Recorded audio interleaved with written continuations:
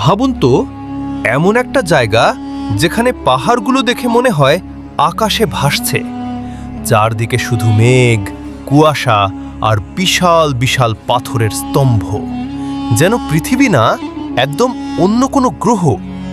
অবিশ্বাস্য হলেও সত্যি, এমন একটা জায়গা সত্যিই আছে। আর এই জায়গা এতটাই অবাক করা যে হলিউডের বিখ্যাত আভাতার সিনেমার দুনিয়া তৈরির অনুপ্রেরণাও এসেছে এখান থেকেই।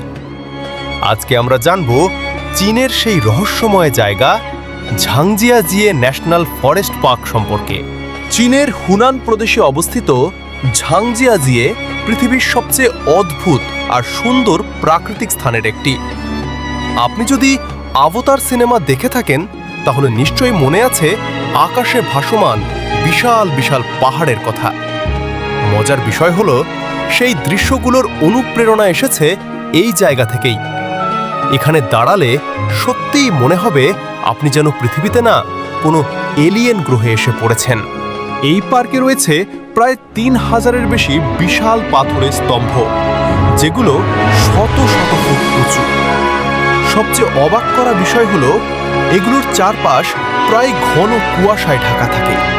আর যখন মেঘ এই পাহাড়গুলোর মাঝ দিয়ে ভেসে যায়, তখন দূর থেকে দেখে মনে হয় পাহাড়গুলো সত্যিই আকাশে ভাসছে। এই অসাধারণ সৌন্দর্যের কারণেই ১৯৯২ সালে ইউনেস্কো এটিকে বিশ্ব ঐতিহ্যবাহী স্থান হিসেবে ঘোষণা করে।